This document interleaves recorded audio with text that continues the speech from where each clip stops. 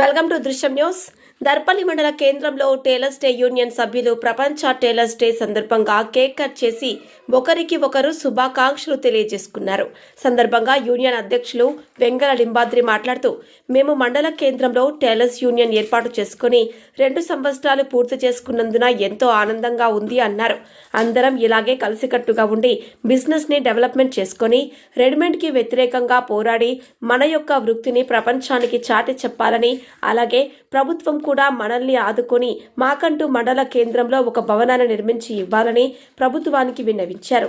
కార్యక్రమంలో దర్పల్లి మండల tailoring union సభ్యులు భాస్కర్, శ్రీధర్, అనిల్, కృష్ణ, సాగర్, శంకర్, లింబాద్రి, దాసరి గంగాధర్, మేర కిషన్, మేర మురళి, క్యాదరి శ్రీనివాస్, నారాయణ, సంతోష్, శ్రీనివాస్, రామస్వామి, రాజేశ్వర్, రాము, నాగభూషణం, సంజీవ్, గణేష్, సురేందర్, రవి తదితరులు పాల్గొన్నారు. రూరల్ రిపోర్టర్ ప్రసాద్, దృశ్యం న్యూస్, దర్పల్లి మండలం. ఫిబ్రవరి 28 టైలర్స్ డే దినోత్సవము. అందరికీ శుభాకాంక్షలు తెలుపుతున్నాను. గత 2 సంవత్సరాల క్రితము టైలర్స్ యూనియన్ తయారు చేసుకొని స్వచ్ఛందంగా మంచిగా నడిపించుకుంటున్నాం. అందరం కలిసి 2 సంవత్సరాలు అవుతుంది. ఇప్పటికీ ఒక 25 మందితో మన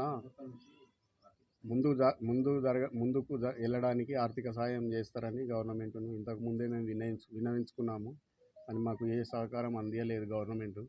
ఇప్పుడైనా కానీ మాకు ఏదన్నా చూపించాలని రోజు మా టైలర్స్ వెనుకబడిపోతున్నారు, కనుమరుగైపోతుంది. మాకు భయం వేస్తుంది ఏంటంటే మాతోనే ఇది అంతరించిపోయేటట్టుంది. కానీ దీన్ని ఆదుకోవాలని గవర్నమెంట్కు విన్నవించుకుంటున్నాము.